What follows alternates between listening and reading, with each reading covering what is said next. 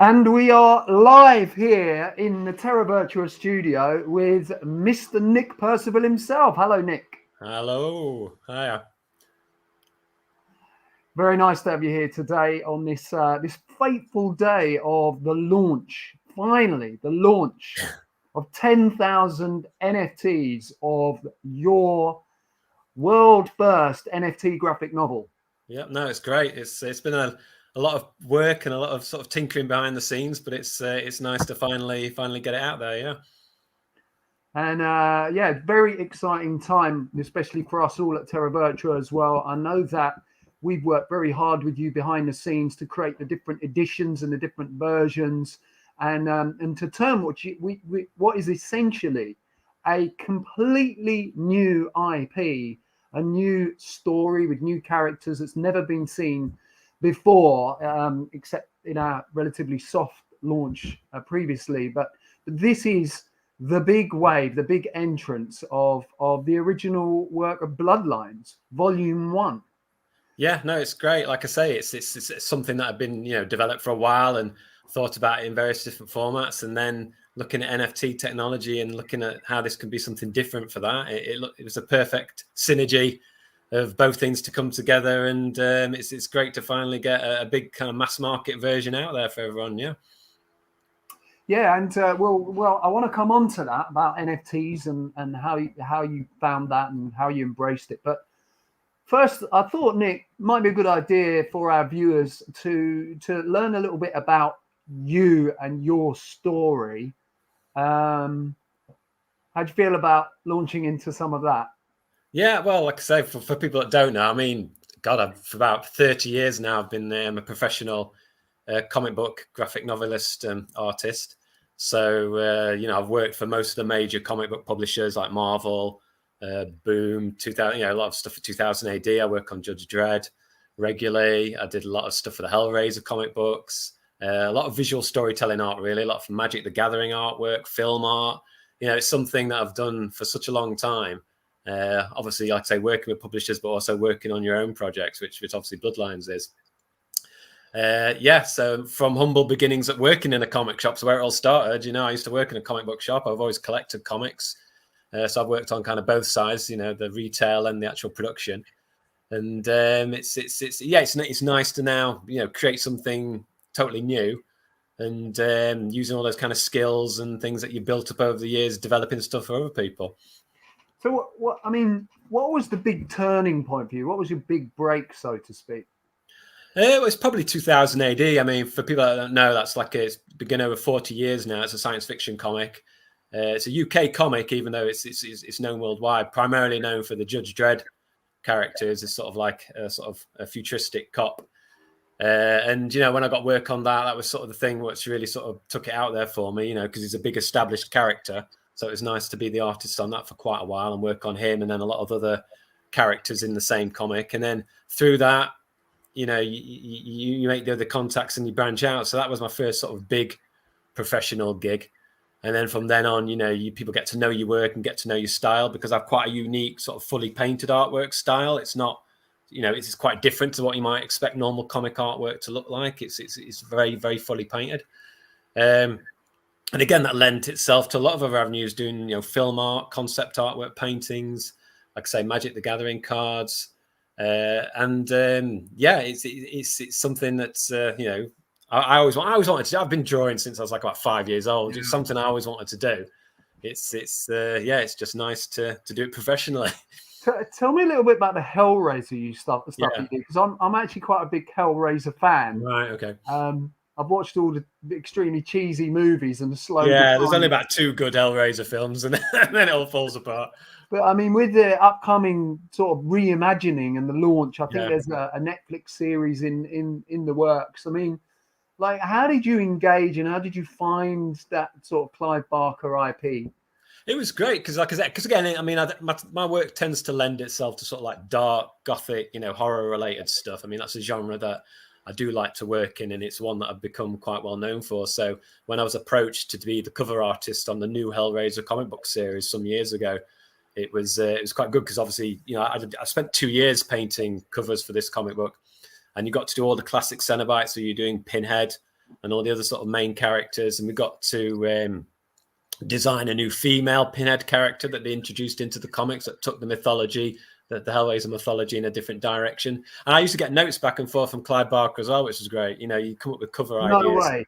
Yeah, and he'd send these kind of like scrawled, barely legible kind of bullet point type things with a few little doodles on them, and you'd use that sometimes as a little bit of a starting point for some of the images you were going to do. So visually, it's an amazing world. I mean, it's a scary, dark sort of world, but from a sort of artist point of view, it's great. You know, it's visually, you can really go out there. You know, it's quite extreme, some of the stuff you can do. So yeah, that was for about 2 years, and yeah, I had great fun doing that. Some of my most famous work, actually, it's ones I'm quite well known for. The Hellraiser stuff, when it pops up now and again, it's it's some of the most popular things I probably worked on.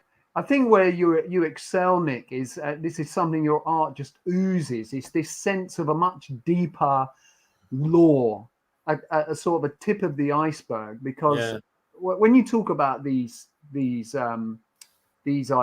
like 2000 AD, Hellraiser, they are literally endless universes with endless stories, and the kind of artwork that you're producing has that depth. It really meets it head on. It's not, you know, it's not a one-off. Here's a fancy character of Frankenstein. It's you know, I mean, I can sit staring at your work for a long time and feel that kind of, because it's visceral as well. You know, it has the emotion that fuels it to make it seem alive.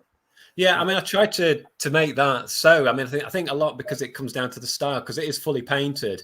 There's a lot of textures in there. There's a lot of lighting. It's quite, when I'm doing the actual comic book pages, it's quite cinematic, you know, so you do get that depth of character rather than something that's quite maybe flat and quite one note, which could be quite a nice drawing, but it's kind of what you see is what you get. Whereas because I do tend to sort of we're going to do a little sneak peek.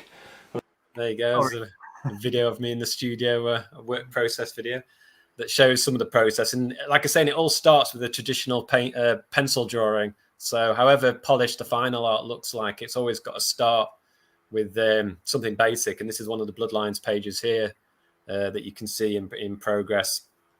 And in this particular thing, you see all the elements that are needed there. You can see the form of the character.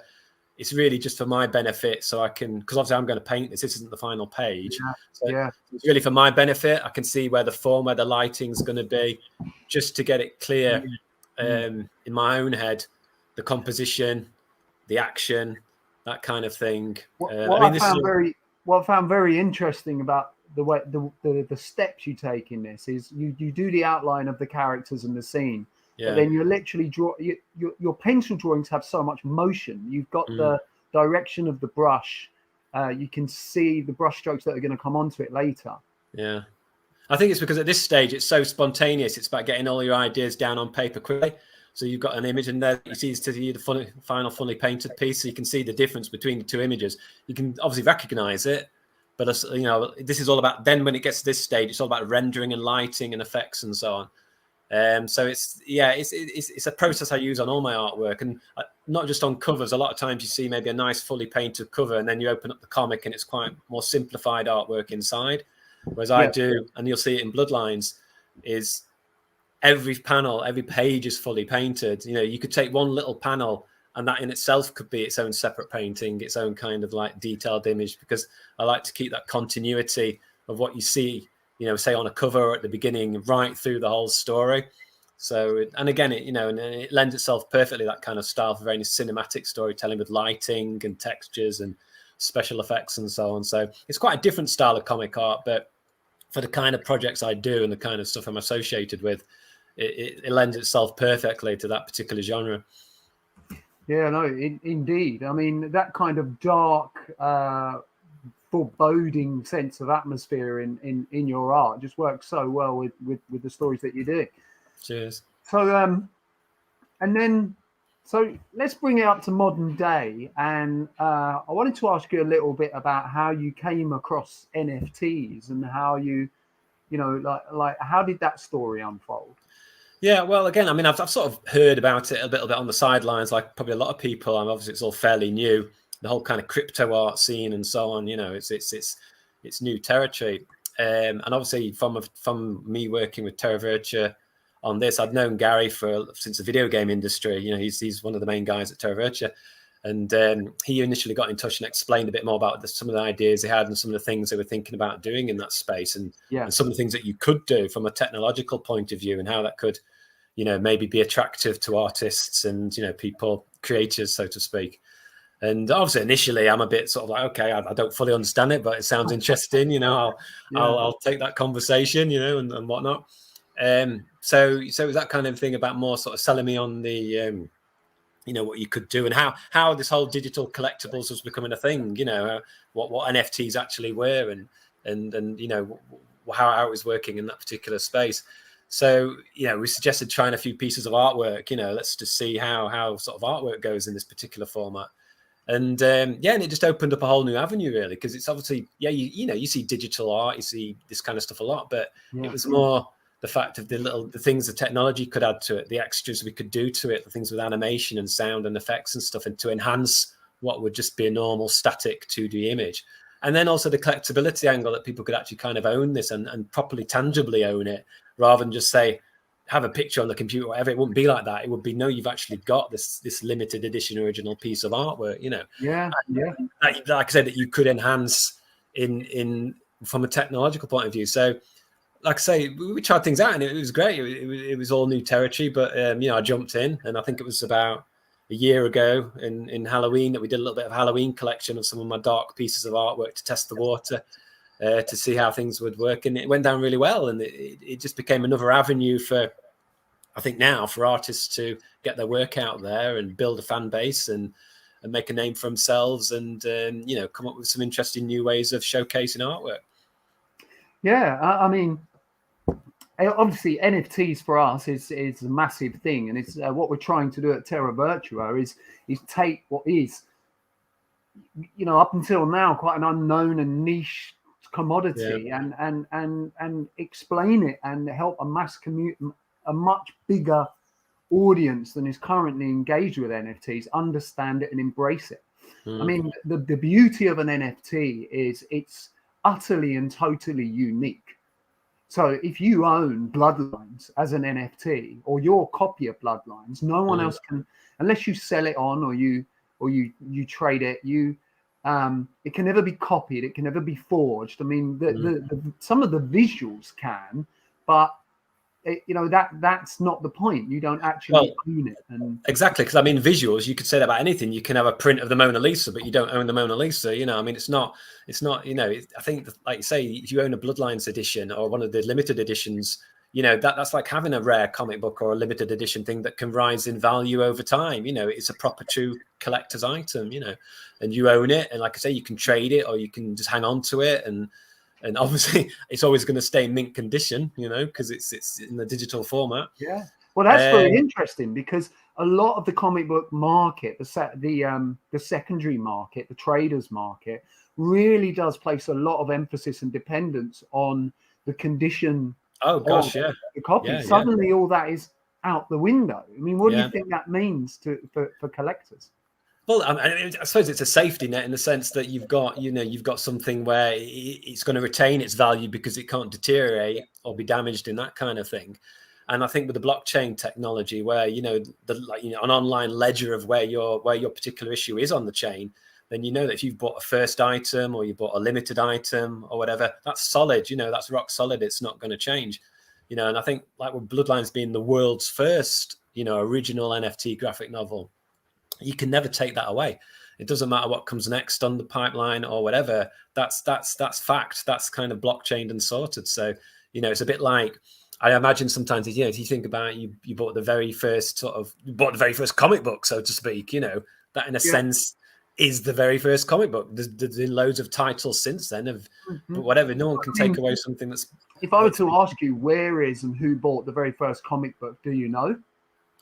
Not the very first. I mean, people say things like the Yellow Kid, I think in the 1800s was classed as one of the very first comic books. Obviously, they'd appeared in newspaper strips and things.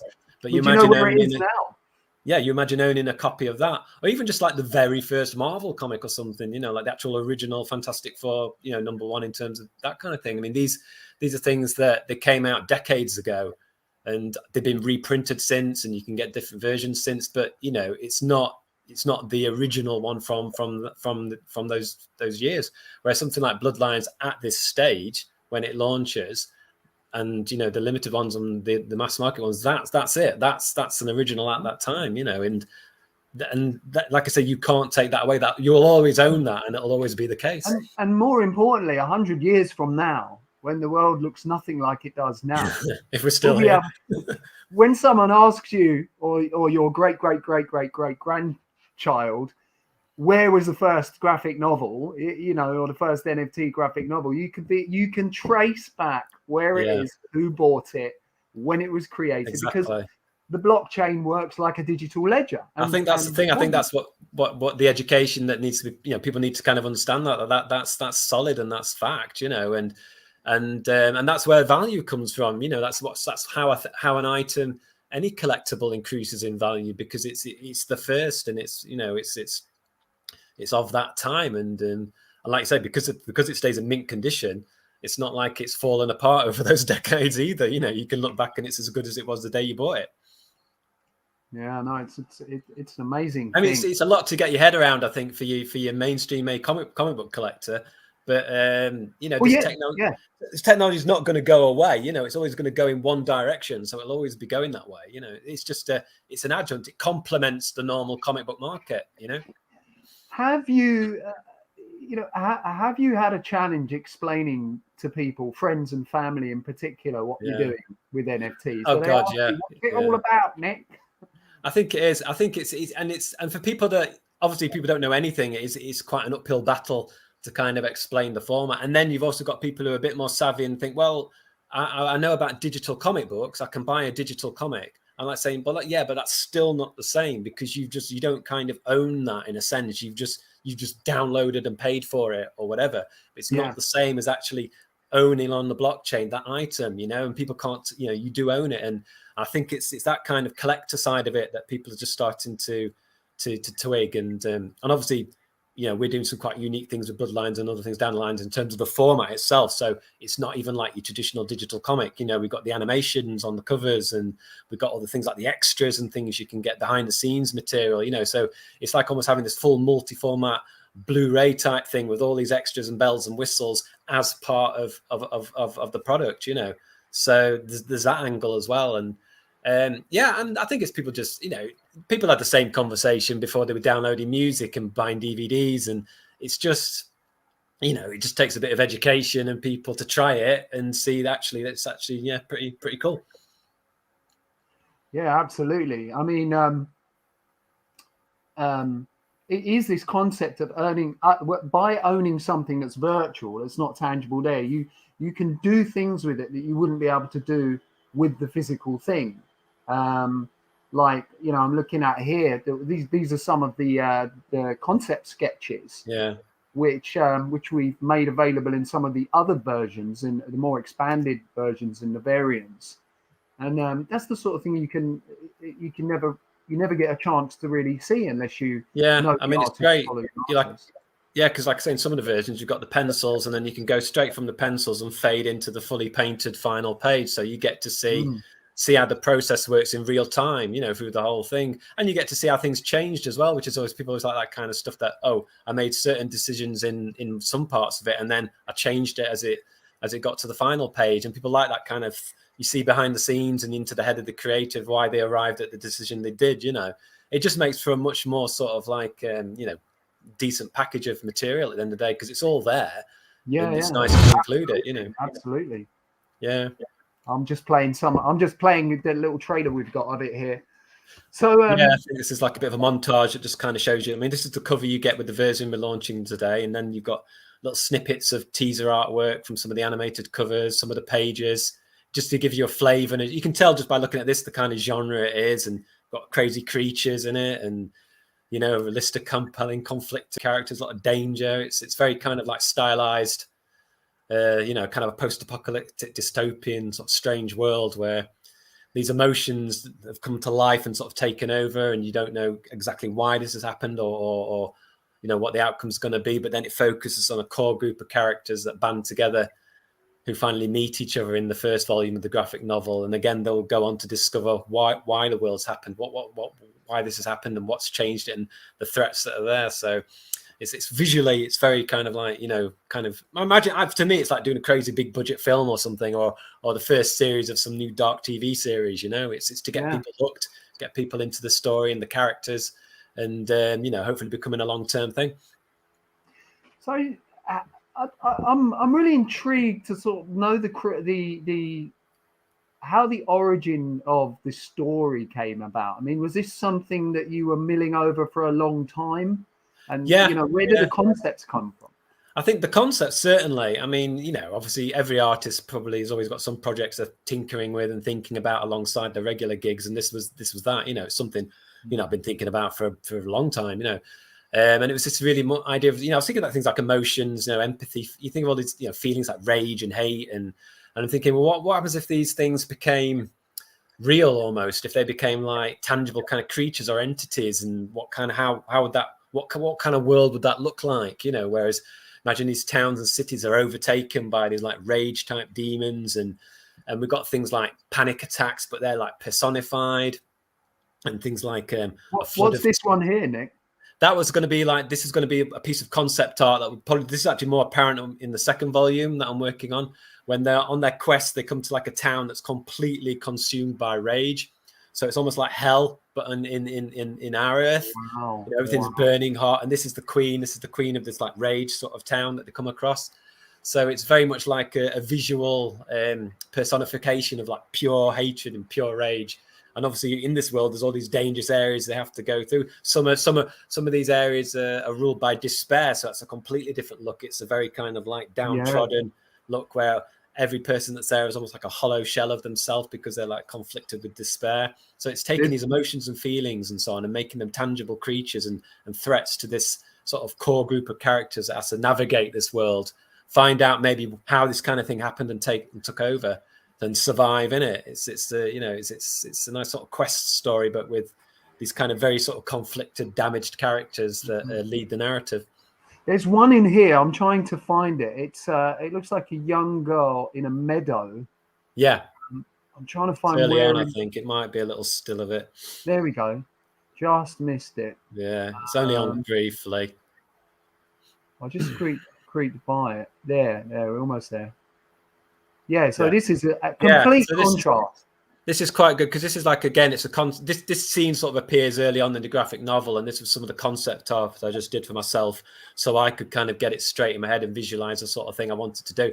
And this is a scene where everything is grey around it, is grey and bleak, but in the middle is this very bright, colourful sort of serene meadow with what looks like a very sort of nice, you know, sort of genteel sort of little girl picking flowers and so on. So you've got this weird contrast. You've got this almost like framed danger sort of area that sort of contrasts with this sort of idyllic scene in the middle. And this is a scene where, I mean, it's not so much a spoiler, because this scene happens very in the first sort of chapter of the graphic novel, but this character is actually deceit. It's not as she seems. So our main protagonist, the father character, stumbles across this sort of dangerous area and sees this sort of you know, character in the center, and he's ultimately looking for his daughter that's gone missing in this world. So it kind of resonates with him.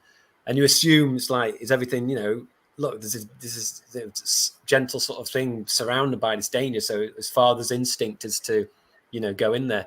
But obviously it's not as it seems. It's kind of illusion. As he gets further in there, you realize that actually this isn't what it seems. And the whole thing transforms into showing its true form, which is a very dangerous area that he's ended up stumbling into. So it's that kind of like playing up the deceit angle of one of the kind of like feelings and emotions out there.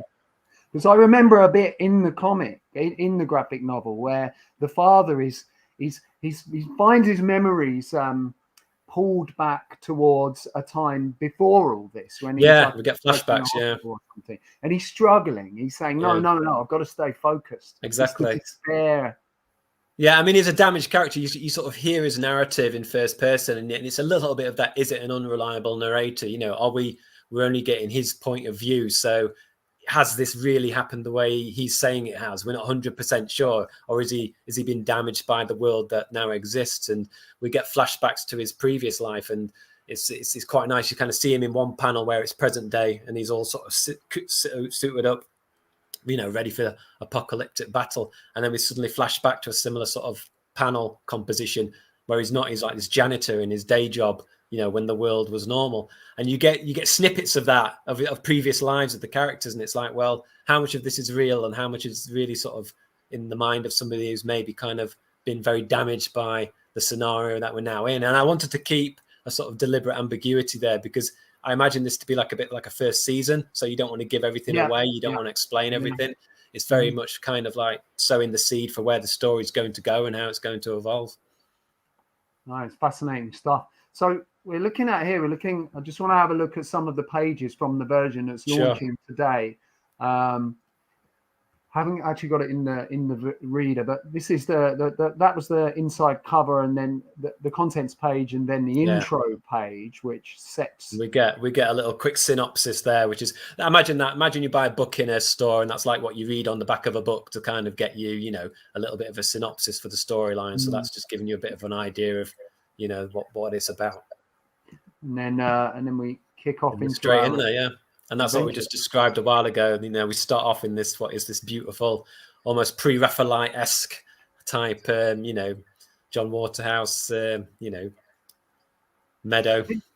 It's really interesting you say that, because one of the attractive things about what we're launching today for me is that, and this is the big differentiator between the Terra Virtua V-Reader app and all the other comic books that are available online out there, is you can switch off the text captions. Yeah. And you're left with the artwork by itself. Now you can see that a piece like this, which you quite rightly say is very pre-Raphaelite-esque, becomes a piece of art in itself. And I mean that's awesome for me, because like I say, this whole first book, you know, you've got like 45 plus pages of painted artwork, and then obviously you've got things like you've got the dialogue and the comic book word balloons and stuff, so you can read the story. But like I say, because the player is so unique on Terra Virtua, you've got the tech to just write, I'm going to take all those dialogue balloons off, and you're left with a painting. And you think about people that are buying individual pieces of artwork as NFTs, you strip the dialogue and balloons off, you've got 45 plus paintings of artwork there straight away. You take it off, you've got artwork, pure, beautiful painted artwork. And then you break down a comic page into panels. You've even got, you know, if each page say has 4 panels on, you've got 4 paintings just in each panel. So it's, from an artist, it's great, because obviously the bane of a lot of comic artists is, I've done some artwork and someone slapped word balloons all over it. You know, here you get the best of both. You get to see it for the story, but then you can take those word balloons and caption balloons off and see the page as it was, as just a single fully painted piece of artwork. You know, I mean, it's such a simple feature, but it's such a great thing to have, because, you know, ultimately people like to see the art, and you get the option to do that, and then you switch them back on, and then you're reading it as a graphic novel. You know, it's a great bit of tech. So I've got a couple of questions for you on process, actually, Nick. Like, my first question is, when you've got multiple panels on a page, excuse my ignorance here, it's probably a very naive question for someone who's not a big comic book collector, but do you have to do them all separately? Did you physically cut them, and how does it work? I'll draw when I'm doing the drawing stage, when I've got to say I've literally got a blank sheet of paper in front of me. And I know a lot of people even draw digitally, but I still actually like to draw traditionally with pencil on paper, as you see in some of the process videos and some of the ones we'll be putting online later. So I like actually to just draw the whole page in pencil with all the panels on it, because I think it's good to then take a step back and you see how the whole page works as a composition. You know, because I think a lot of people don't realize with comic art, it's not just drawing individual panels. The page has to work as a whole, because it's all about directing the eye left to right, or how you want it to flow with an action scene. So and then when I paint them, I will paint the panels as individual paintings. So I'll separate it then, and I'll paint them as individual paintings, and then I'll put them back in place, so to speak. And then I can look at the page as a whole and then think, okay, I'll put all the panels back together. Now I just need to give it a final bit of polish to kind of bring everything together as a whole. So there's no, you know, the colors are complementing each other, and you've not got certain contrasts that you might not want. So comic book art is quite sort of complicated in that sense. It's A lot of people don't get that it's not just actually doing the artwork, it's storytelling. You're telling a story, you're doing a narrative, the graphics. So it's about the flow of the page and how panels complement close-ups, long shots, medium shots. It's a whole. I've always put it to it's a little bit like movie making, but in the sense that you're the director, the cinematographer, the production designer, the editor, even the actor, because you're thinking of the gestures that the characters are doing. So it's all very well just being able to physically do the art, but you have to be able to tell the story as well. Yeah, I mean, that is fascinating. So what you're saying is that it's kind of the hidden art of the comic book artist is how do you crop, which direction they're facing, where the boxes are going. Yeah, and I think that takes a long time to sort of kind of learn, because don't get me wrong, there's a lot of good artists out there. You can see individual paintings that are very impressive as a piece of art, but then some of these people, try and do comics and think, well, don't even sort of get there's actually skill involved. You look at the dead space, like on this page here, you've got in the middle panel, the girls on the far right, because we're setting up the dead space with the father in the background approaching. It's all, and then, medium shots, close-ups and so on. So each thing is a nice individual, fully painted piece of art, but storytelling's important. It's not just like flashy in your face. I'm trying to tell a story and trying to create a mood with what are technically my actors on stage or on set, so to speak. Yeah. With that one shot with the girl there, that's very interesting, because I mean, I come from a TV background, and you learn about framing and looking room. Like the standard way with looking room is if you leave dead space in the direction someone's looking. But I noticed in manga art, especially, putting the person really squeezing up close like that creates a whole different dramatic. I mean, that's a good thing about. I mean, that's the one unique thing about comics that I think sort of trumps every other medium, because even things like film, you've got horizontal box. You basically got you set aspect ratio. I mean, you can mess around to some extent, but you're pretty much set with the aspect ratio. In comic books, you've got vertical panels, horizontal panels. It's later on in Bloodlines, when we're doing some action scenes, I've got diagonal panels, because that makes it more askew and it throws you off a little bit. So it creates a feeling of movement. There's all these little tricks of the trade that you use to emphasize certain things, whether you want something to feel claustrophobic, or whether sometimes you want the reader to stay on a panel for a long time because you want them to take in like an establishing shot with a lot of detail. And then we want them to move fast because it's an action scene. So we'll pull the detail back and make it more, simplify it. So there's this kind of like underground hidden techniques there. And readers probably don't realize or even notice it. They're just reading it. And if it works, in a sense, they shouldn't notice it. It should just flow nicely and they're into the story and not realizing you've done things a certain way to get a desired effect. This is one of the curses of studying any form of visual art like this, is you have to, by learning the techniques, you become more aware of them, and it can detract from enjoyment a little bit, Yeah, I find it difficult to enjoy a lot of other comic books because obviously you're kind of looking at the behind the scenes. Like on this page here, we've got, as he approaches the girl, we're pulling back, father's in the foreground, she's in the extreme background, close up on her reaction. He's raising his hammer to, because he knows this is an illusion. So we've got a diagonal panel that's in the same direction as the movement of the hammer. So it creates a sense of movement, creates a sense of speed. It's all about just tricking the eye into following the direction that you've intended in order to get that, effect. Yeah, because it works so strong. And again, it's off screen. We don't see the impact of that he's doing. I've purposely left it off camera. So it's kind of like, he's brought this down. And then obviously after this, we get the big reveal of what's really gone on. So it's a kind of like a page turner sort of thing. Something's happened, but we don't actually see the end result until you turn the page, and then bam, So it's all storytelling, and it takes a long time to kind of learn that, because you just have to keep doing it. Yeah. The more you do it, the better you get. Well, Nick, we're not going to turn the page on this one, unfortunately. We'll wait for people to buy it and see. Yeah, exactly. But what I do want to do is, I mean, that was such a powerful moment for me in the story, because I put myself in the father's shoes, and I thought, if it was my daughter, even in a world where I'm hallucinating and nothing is as it seems, could I actually swing that hammer?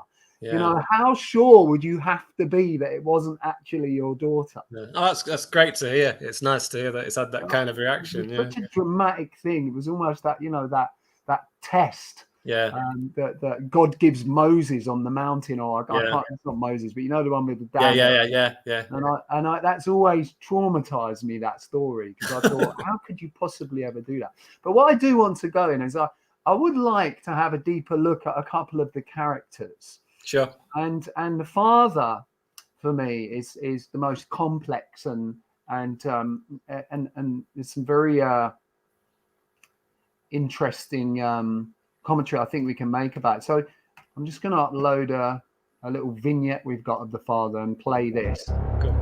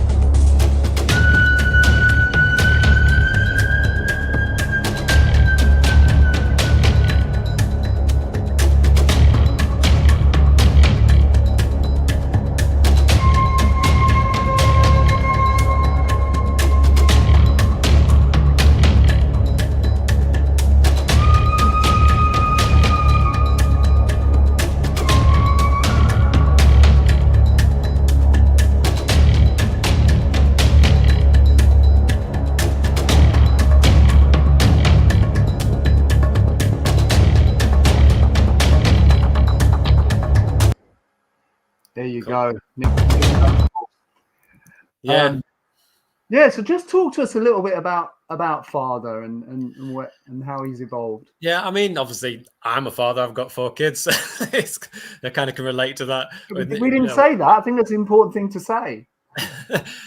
So I think it's, like I say, we know something's happened to him, and like I say, we get an element of some of this in the flashbacks. And I want someone who is really just driven with one thing, and is literally, however dangerous this world is, whatever's happened in the past, whatever's the current situation is, he sincerely believes that his daughter is out there somewhere. And obviously, that's as much detailed information as we get. Is he just going to go around hammering the heads of everyone who looks like his daughter till he finds the real one? Well, this is it, because obviously we know how dangerous this world is, and obviously, we've got these sort of like powerful sort of evil entities, these emotions that have taken over particular areas. It's all about survival. He's like a loner.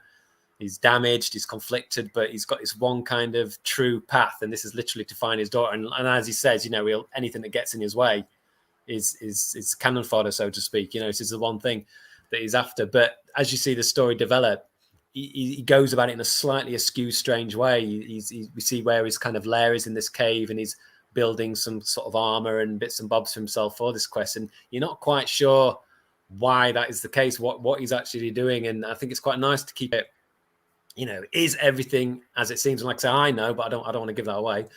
But it's this character that's so driven, and near the end, at some point, without getting spoilers away, he does come across other characters that he has to sort of then interact with, other humans, so to speak, normal people, if you for want of a better word. And this is a test. This is like, okay, suddenly something's got to change a little bit, and obviously you see his reaction to them and their reaction to him.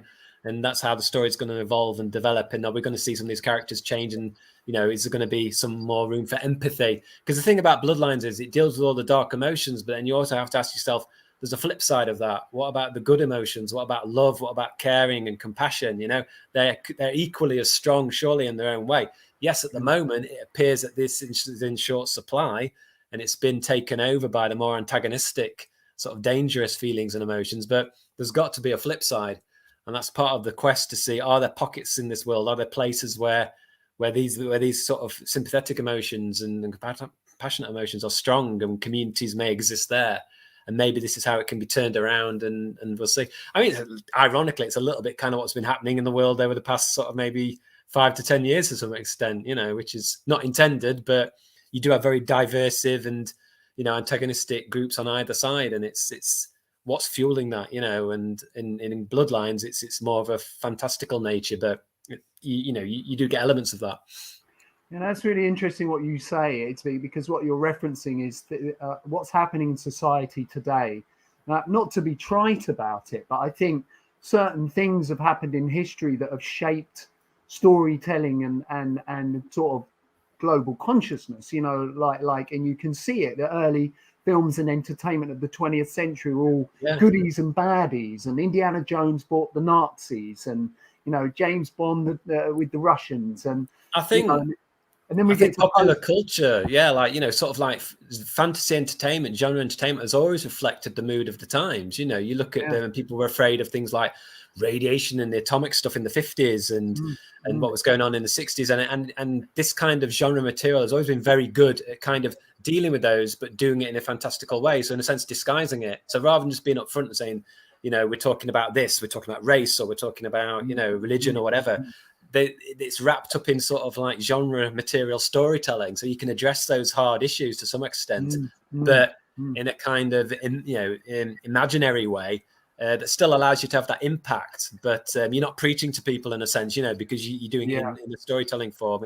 It's always done that. You look at storytelling, from like right through novels, right through things like the Twilight Zone used to address a lot of these issues. It's a perfect medium to kind of deal with that. Black Mirror. Yeah, exactly. Yeah, they're all saying something, but they're doing it in an entertaining, genre-led way. And at the end of it, you've been entertained, but you've maybe had to think a little bit as well, which is always a good thing. And what I've also noticed, and I think this is also down to post 9/11, the rise of terror, and this kind of very shadowy world of you never know who's good, you never know who's bad. This paranoia that has kind of come about, which is very much a part of the modern day.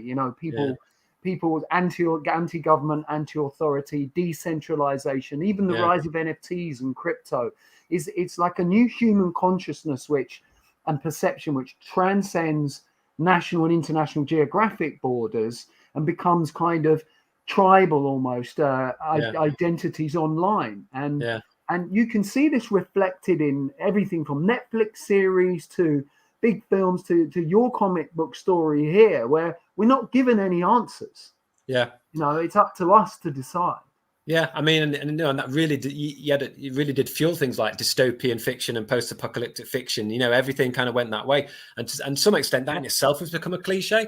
But what I wanted to do was kind of subvert that. So in a sense, I take those rules that you associate with post-apocalyptic dystopian world. You've kind of got that as a starting point, because it's familiar and people can sort of they know the rules of those kind of worlds. Yet I kind of subvert that and play against expectations as the story progresses and as you go on, because like I say, things aren't as you see at the beginning. It's not maybe as black and white as that. So it's kind of taking the things that people associate with that and then going in a bit of a different direction. And obviously, like I say, as the story expands, will go in a bit of a different direction. But but like I say, people are familiar with it. And it's the result of the past, say, 20 years of what's gone on in the world. So I'm just going to play the Mother trailer now. Have a look at this one.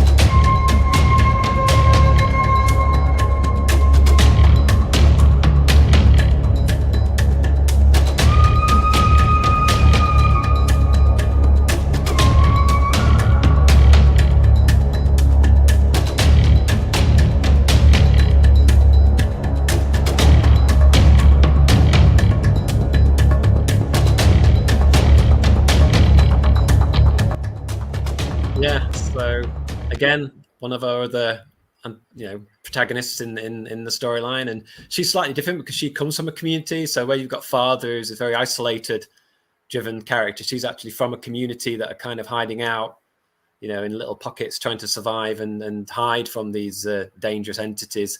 And so we pick up with her in the storyline where she's going on a run, so to speak, to sort of collect materials and things that they need to survive.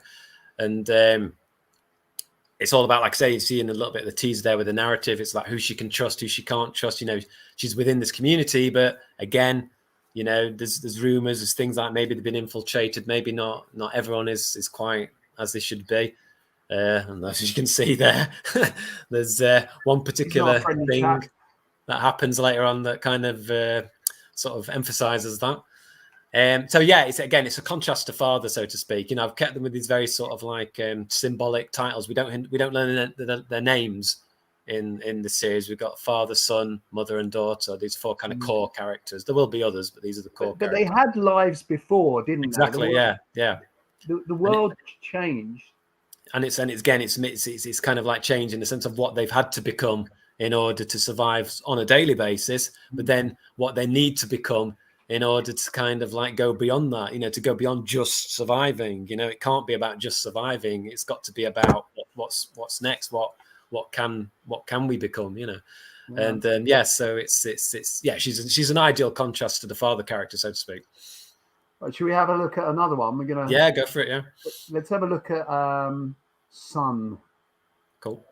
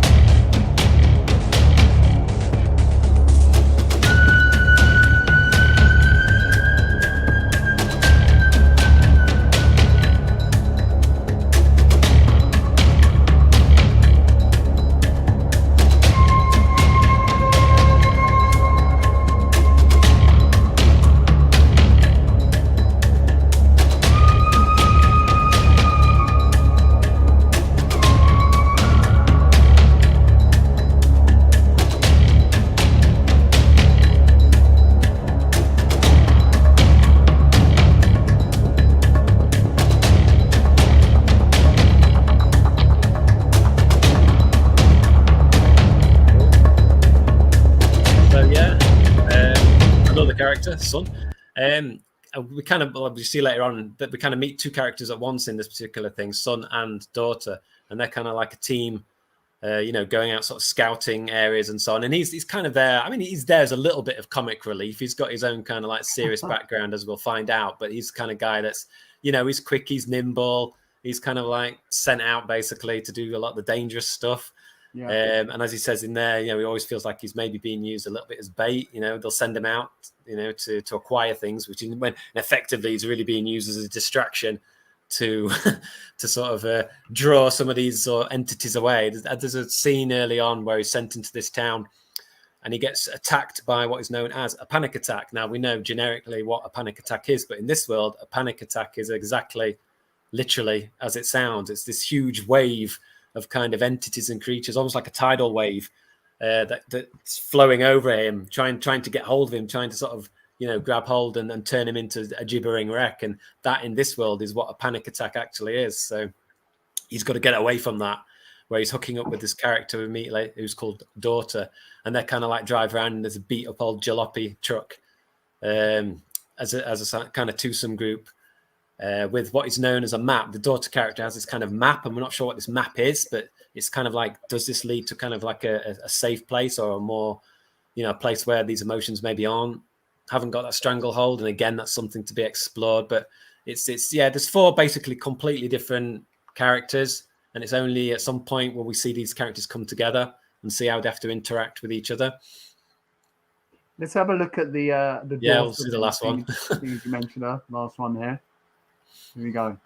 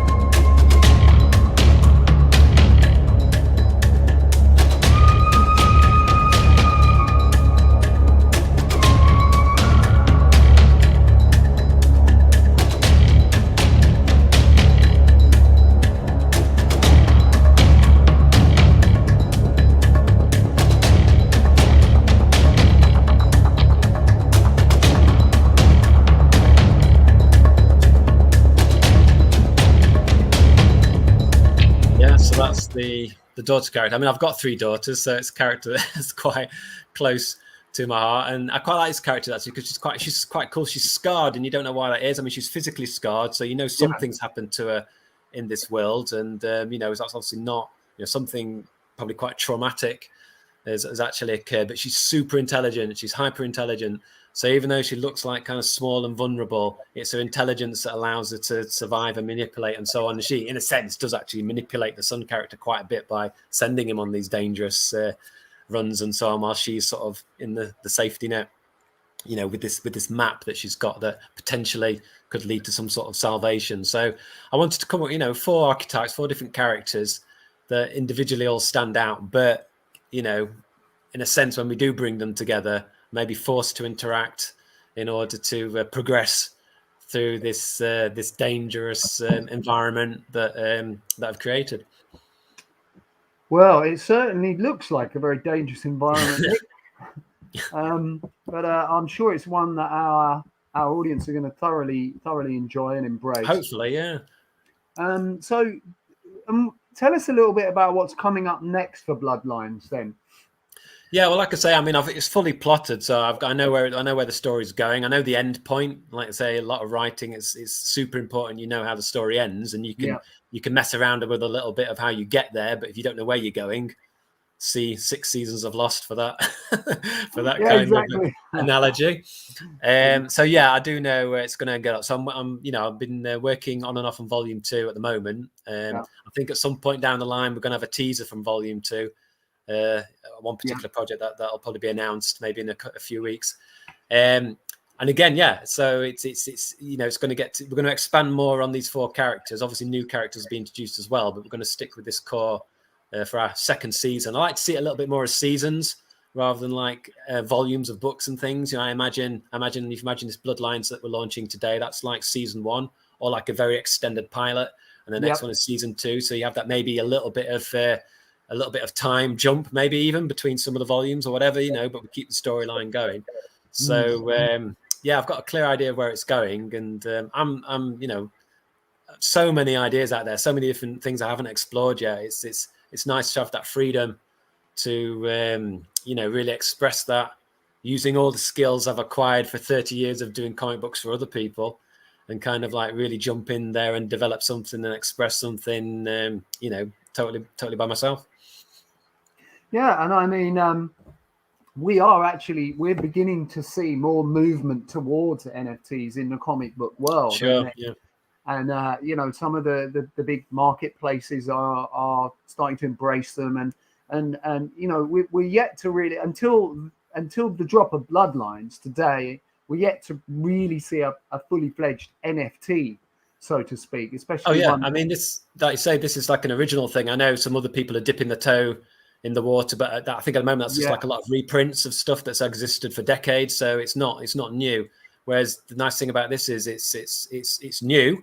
It's only available as an NFT, and it takes advantage of the NFT format with a special player as well. The bells and whistles and the things we can add to it, and it's that kind of thing. So it's something that's yes, I've been thinking about it for a long time and developed it in a traditional way originally.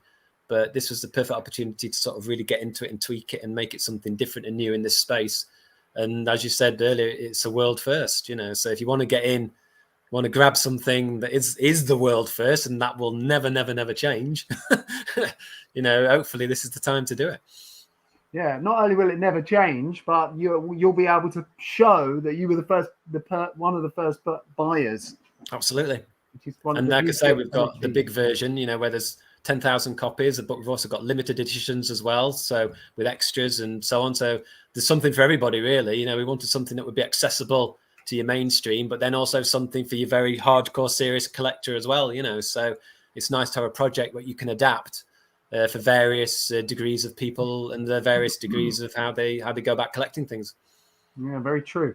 Well, actually, on that note, I think but very quickly, I'm going to skip through some of the versions that are available, because even though we're dropping the original, the basic copy with the text, the ability to remove the text, and an animated cover, There are also alternative art versions and a bunch of other extras. So like we can, this is, if you go to the Terra Virtua website, you can skip over to the blog where we've got a list of all the Nick Percival versions of Bloodlines. There's the original one that's dropping today, $29.99.